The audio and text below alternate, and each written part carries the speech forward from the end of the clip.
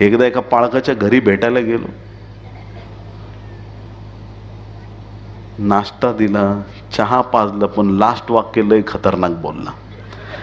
35 वेळा मी बायबल वाचलं आणि मी तुमच्यापेक्षा खूप मोठा सेवक आहे. मी म्हटलं, पाळक साहेब मी तुमचे पाय धुतो, मी कुणीच नाही, मी झिरो आहे. तुम्ही ऐकताय का चर्च? मला देवाने तुमच्या वर नेमलेलं नाहीये, मी तुमच्यातलाच एक प्रभूचा दास आहे. तुम्ही ऐकताय का? मी काहीच नाही, तुम्हीच मोठे आहेत म्हटलं. तुम्ही ऐकताय चर्च? आणि नंतर काय काय झालं ते फक्त प्रभूला माहिती आहे. मी इथून बोलणार नाही मंचावरून. मला सांगायचं एवढं आहे, तुम्ही स्वतःला जेवढं मोठं कराल परमेश्वर तुम्हाला खाली घेऊन जाईल, आणि तुम्ही जेवढं स्वतःला नम्र कराल माझा देव तुम्हाला उंच करत जाईल. हालेलुया. तुम्हाला मुकुट मिळाला, कुणाला द्यायचा? तो येशूला देऊन टाका, त्याच्या चरणाशी ठेवा. डिग्री मिळाली, कुणामुळं मिळाली? येशूमुळं. घर बांधलं, कुणामुळं बांधलं? नोकरी मिळाली, कुणामुळं मिळाली? आशीर्वाद मिळाला, संतान मिळालं. काहीही आशीर्वाद असतील, पहिला गौरव तुमच्या देवाला द्या. हालेलुया.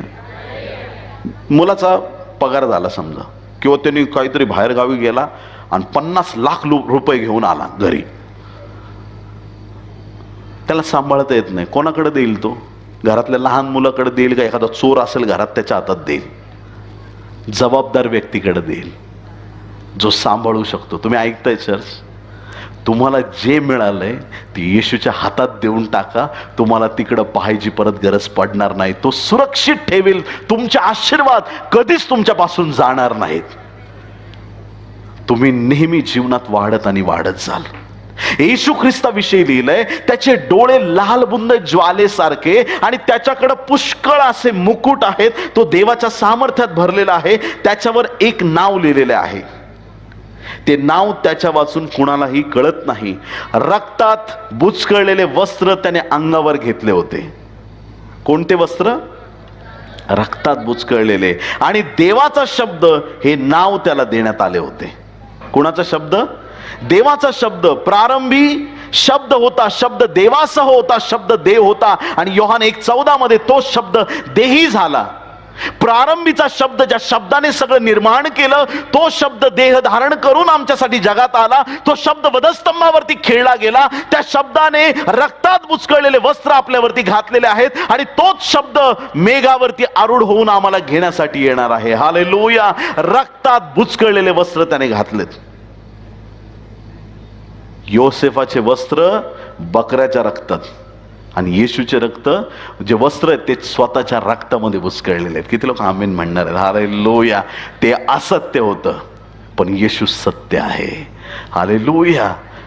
त्या याकोबाच्या झग्यापेक्षा येशूचा झगा जास्त सामर्थ्यवान आहे. तुम्ही ऐकताय चर्च? तुम्ही ऐकताय की नाही ऐकत आहेत? आता तुम्ही म्हणाल त्या झग्याचं आम्हाला काय सांगता? ऐका ऐका ऐका. एलिया नावाचा एक देवाचा सेवक आहे, त्याचं स्वर्गारोहण झालं. बायबल मधले 2च व्यक्ती मरणाचा अनुभव आला नाही. पहिला कोण? हनोक. आणि दुसरा एलिया. स्वर्गाला जाताना त्याच्या मागे एक व्यक्ती होता, कंटिन्यू त्याचा एक शिष्य बरोबर होता. त्याचं नाव आलिशा. आलिशा म्हटला, मी तुला सोडणार नाही. एलिया म्हणतो, अरे बाबा तू जा, माझ्या मागे येऊ नको. आलिशा म्हटला, मी तुम्हाला सोडणारच नाही, मी तुमच्यापासून जाणारच नाही. एक टाइम असा आला की एलिया स्वर्गाला जाणार आहे, आणि त्याच्या आधी आलिशाने गोष्ट मागितली, तुमच्या ठाई असलेल्या आत्म्याचा दुप्पट वाटा मजवरती यावा. दुर्घट गोष्टी मागतोस, पण मी जर वर जाताना दिसलो तर तुला तसं होईल. देवाच्या प्रिय लोकांनो, एलिया वावटळीसह स्वर्गाला गेला. जाताना एलियाचा झगा आलिशाला मिळाला. किती लोक आमेन म्हणणार आहे? का मिळाला? एलिया झगा घेऊन स्वर्गामध्ये हिलिंग मीटिंग नव्हता करणार. तिकडं गॅब्रियल म्हणणार नाही, सकाळपासून उडून उडून पंख दुखायला लागला, जरा प्रार्थना करतो का? स्वर्गात आरोग्याचं आरोग्य आहे, तिथे हिलिंग डिलिव्हरन्सची गरज नाही. किती लोक आमेन म्हणणार आहे? स्वर्गात प्रार्थना करून मागण्याची गरज नाही. स्वर्ग हा परिपूर्ण जागा आहे, तिथं सगळ्या गोष्टी आहेत. आरोग्य, हिलिंग, डिलिव्हरन्स, देवाच्या माइटी मिरॅकल ह्या जगात आम्हाला गरजेच्या आहेत. कुणी आमेन म्हणणार आहे का? ती कृपादानं इथं पाहिजेत. जागा जाताना आलिशाला देऊन गेला. जसा एलियाचा जागा आलिशाला मिळाला, तसा येशूचा जागा मंडळीला मिळाला आहे. आम्ही आशीर्वादित झालेलो आहोत. जे सामर्थ्य ख्रिस्तावरती होतं ते सामर्थ्य आम्हाला मिळालंय. भावांनी जागा घेतला योसेफाचा आणि बापाला खोटं सांगितलं, तुम्हाला येशूचा जागा आहे. हालेलुया. त्याच्या धार्मिकतेचे वस्त्र त्याने तुम्हाला घातलेले आहेत. तुम्हाला जगाला सत्य सांगायचं आहे. किती लोक आमेन म्हणणार आहेत? जगाला ओरडून तुमचा विश्वास प्रकट करायचा आहे. घाबरून आणि दबकून राहू नका. देवाच्या आत्म्याने प्रेरित होऊन चाला प्रियांनो, कारण तुम्हाला देवाने अभिषेक केलेला आहे. हा अभिषेक जगाचा नाही. हालेलुया. देवाच्या प्रिय लोकांनो, दोन वेगळ्या गोष्टी आपण पाहिल्या, एक जुन्या करारातून, एक नवीन करारातून. योसेफाचा जागा घेऊन असत्य सांगितलं आणि पुढे जाऊन जेव्हा त्या गाड्या बघितल्या, सत्य पाहिलं, त्यावेळेस याकोबाचं मन प्रफुल्लित झालं. सत्यामुळे बंधनं तुटतात आणि मनुष्य दुःखाच्या दलदलीतून तो बाहेर येतो. येशू ख्रिस्त हा आमच्यासाठी मारला गेला. येशू मेला एवढी सुवार्ता नाही, पूर्ण सुवार्ता पुढे पण आहे. येशू जिवंत देव आहे हे आम्हाला ओरडून जगाला सांगता आलं पाहिजे. आमेन. हालेलुया. जेव्हा बायबल सांगतं सत्य तुम्हाला कळेल, सत्य तुम्हाला काय करेल? बंधमुक्त करेल. कोणतंही बंधन तुमच्या जीवनावरती राहणार नाही. हालेलुया. प्रत्येक प्रकारच्या बंधनातून तुमचं जीवन बाहेर येईल. प्रत्येक बंधन तुटलं जाईल. सत्यामुळे आमच्या जीवनातली सगळी बंधनं तुटली जातात आणि मनुष्य विजयी बनतो प्रियांनो. हालेलुया. विजयी बनतो. परमेश्वर आमच्यासाठी अद्भुत आणि महान गोष्टी करणार आहे. आमच्यासाठी त्याची कृपा ओतणार आहे. आमच्यासाठी तो अलौकिक कार्य करणार आहे. आमच्यासाठी विशेष दयेचं काम तो करणार आहे. परमेश्वराला खोट्या गोष्टी आवडत नाहीत. काही लोक खोट्या गोष्टी करतात खऱ्या लोकांना अडकवण्यासाठी. मग खरे लोक घाबरून जातात. आम्ही काय करायचं? त्यांना वाटतं खोट्याचं आता वर्चस्व झालंय. अजिबात नाही. सत्यच सगळ्यात वर आहे, येशू ख्रिस्त. हालेलुया. खोट्या तागडीचा देवाला वीट आहे. किती लोक आमीन म्हणणार आहेत? खोटी तागडी म्हणजे खोटं मोजमाप देवाला आवडत नाही. नीतिसूत्रे 11वा अध्याय आणि 1लं वचन. खोट्या तागडीचा परमेश्वराला वीट आहे, पण खरे वजन त्याला प्रिय आहे. जे खरं आहे ते देवाला आवडतं. असत्य देवाला आवडत नाही. खरं मोजमाप करणारा परमेश्वर आहे. यशाया 40:12 मध्ये त्याचं मोजमाप बघा, ऐका. यशाया 40वा अध्याय 12 वचन. जलांचे माप आपल्या चुळक्याने कोणी केले आहे? आकाशाचे माप आपल्या वितीने कोणी घेतले आहे? पृथ्वीची धूळ मापाने कोणी मापली आहे? डोंगर काट्याने व टेकड्या तराजूने कोणी तोलल्या आहेत? तो परमेश्वर आहे. सगळं मोजणार आहे. तुमच्या माझ्या डोक्याचे केस मोजणार आहे आणि त्या परमेश्वराला खोट्या तागडीचा वीट आहे. किती लोक आमेन म्हणतील? खोटी तागडी म्हणजे कधी कधी विश्वासणारे लोक गावाखेड्यामध्ये पण आकडा टाकून लाईट घेतात. हालेलुया. आवाज खोल गेलाय तुमचा. सगळे आकडे काढा. किती लोक आमेन म्हणतील? प्रॉपर मीटर घ्या, प्रॉपर बिल भरा. किती लोक आमेन म्हणतील? तुमची गरज देव पूर्ण करेल. गव्हर्नमेंटचा टॅक्स वेळेवरती भरा. किती लोक आमेन म्हणणार आहेत? काहीच चोरायचं नाही. परमेश्वर तुम्हाला एवढा आशीर्वाद देईल, तुमच्या सगळ्या गरजा पूर्ण होऊन तुमच्याकडे उरेल. 12 टोपल्या उरल्या की नाही उरल्या? देव देतो तेव्हा पुरून उरणारे आशीर्वाद आहेत. चोरी आपल्यासाठी नाही. वीज चोरी, कुठल्याही गोष्टी चुकीच्या करायच्या नाहीत प्रियांनो. खोट्या तागडीचा परमेश्वराला वीट आहे. एकदा खूप वर्ष झाले आम्ही एसटीने प्रवास करत होतो. कुठे चाललो होतो माझी मिसेस मी, आणि आदल्याच दिवशी नवीन मोबाईल घेतला मिसेसला, आणि ते सीटवरून असा पडून खाली पडला. आणि आम्ही उतरलो आणि मिसेसला म्हटलं फोन कुठे आहे तुझा? ती म्हटली पडला वाटतं गाडीत. पटकन गाडी थांबवली. आम्ही तिथं आतमध्ये गेलो आणि मागच्या सीटवरची एक अक्का त्या मोबाईलवर पाय देऊन बसली होती आणि खाली इकडं तिकडं बघतोय. मला जरा चमकल्यासारखं दिसलं पायाखाली त्यांच्या. म्हटलं अक्का, आपले चरण थोडेसे बाजूला घेता का आपण? काही नाही माझ्या पायाखाली, काही नाही माझ्या पायाखाली. तुम्ही पाय उचला अक्का. हालेलुया. दुसऱ्यांचं कधीही लुबाडू नका. कोणी आमीन म्हणणार आहे का? देव तुमच्या वाट्याचं उत्तम तुम्हाला देईल. कोणाचं घेण्याची गरज नाही. हालेलुया. एका जणांनी मला प्रेयर रिक्वेस्ट दिली, म्हणे माझ्यासाठी प्रार्थना करा.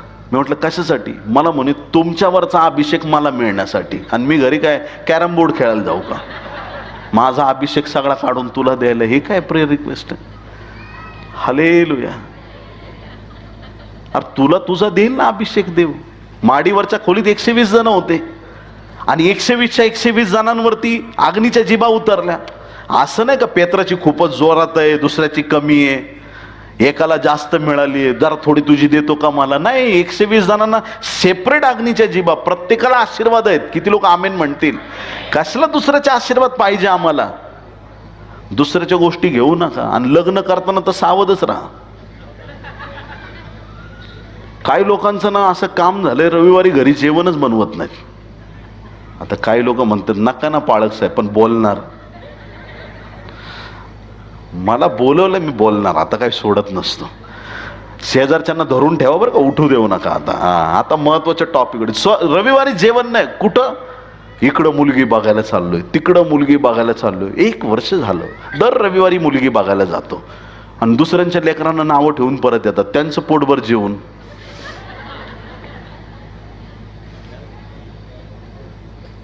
देवाच्या प्रिय लोकांनो, बारकाईने लक्षात घ्या. तुम्हाला एखाद्याच्या लेकराला नावं ठेवण्याचा अधिकार नाही. जग किती ॲडव्हान्स झालंय. फोटो मागवा, वय जुळते का बघा, सगळ्या गोष्टी आपल्या तत्वात बसतायत का आधी चेक करा, मग प्रार्थना करा. मग एखाद्या देवाच्या सेवकाला सांगा, देवाची काय योजना आहे आम्हाला समजत नाही, मार्गदर्शन करा, प्रार्थना करा. आणि मग सगळ्या गोष्टी पॉझिटिव्ह दिसल्यावर मग पुढं पाऊल उचला. त्या गोष्टी होतीलच पूर्ण. हालेलुया. आवाज खोल गेलाय तुमचा. प्रभू तुम्हाला आशीर्वादित करो. हालेलुया. काही लोक, देवाच्या प्रिय लोकांनो, प्रभूचं वचन आज आपल्यासाठी आहे. प्रियांनो, आम्हाला सत्यतेने चालायचं आणि असत्याच्या मार्गात आम्हाला जायचं नाही. जेव्हा सत्य आपल्याला कळतं त्यावेळेस आपल्या जीवनातले प्रत्येक बंधनं तुटले जातात, प्रत्येक अडखळणं निघून जातात. आणि म्हणून आजपासून खोटं बोलणं बिलकुल बंद करून टाका. किती लोक आमेन म्हणणार आहेत? खोटं बोलायचंच नाही, असत्याच्या मार्गाने जायचंच नाही. तुम्हाला जोपर्यंत कळत नव्हतं, पवित्र आत्मा नव्हता, तोपर्यंत तुम्ही चुकलात, इट्स ओके. पण जेव्हा तुम्ही ख्रिस्ताच्या रक्ताने धुतले गेलेले आहात, जेव्हा तुम्हाला येशू कळालेला आहे, तो खोटा जगा घेऊन, खोटं रक्त घेऊन बापाकडे जाण्यापेक्षा त्या गाड्या घेऊन बापाकडे जाणं आणि आनंदाची गोष्ट सांगणं जास्त गौरवाचं आहे. आम्ही मेलेला ख्रिस्त गाजवत नाही, आम्ही वधस्तंभावरती मेलेला आणि पुन्हा मरणातून उठलेला तो येशू आम्ही गाजवतो. हालेलुया. पुनरुत्थित ख्रिस्ताचे आम्ही साक्षी आहोत. ती आनंदाची बातमी आम्हाला घेऊन जायची. येशूच्या गॉस्पलला आम्ही शुभ वर्तमान म्हणतो. शुभ, चांगलं वर्तमान. हालेलुया. आम्ही चांगले वर्तमान घेऊन जाणारे आणि प्रभूचं सत्य जगाला प्रकट करणारे लोक आहोत. किती लोक आमेन म्हणतील? हालेलुया. आज प्रभूला आपलं जीवन समर्पित करूया आणि आज प्रभूला सांगूया, प्रभू तुझ्या सत्यतेत, तुझ्या सामर्थ्यात तुम्हाला चालव. आमेन. या आपण सर्वजण उभे राहूया. आपण काही वेळ प्रार्थना करणार आहोत. Thank you Lord. हालेलुया. धन्यवाद ईशू. या लवकर जे उभे राहतील त्यांना जास्त आशीर्वाद मिळेल.